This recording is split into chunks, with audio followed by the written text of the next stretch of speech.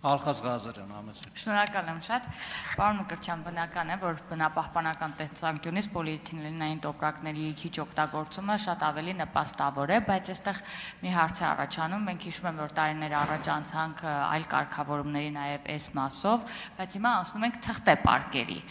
Այս դեպքում արժեքային տարբերությունը օրինակ որևէ առևտրի կետում տարբերություն լինելու է, ինչքանով է թանկանալու կամ էժանանալու կամ ինչպես է կարգավորվելու։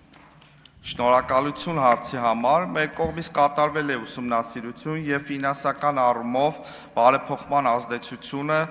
որևէ բացասական հետևանք չի առաջացնելու, այսօր արդեն թղթե մեկանգամյա օգտագործման սպասքը շուկայում գրեթե նույնական արժեք ունեն, որքան որ պլաստիկից արտադրանքները, իսկ մեկանգամյա պոլիէթիլենային տոպրակները փոխարինելով բազմաթիվ անգամ օգտագործվող կտորե կամ այլ թույլատրելի հումքից պատրաստված պարկերի ու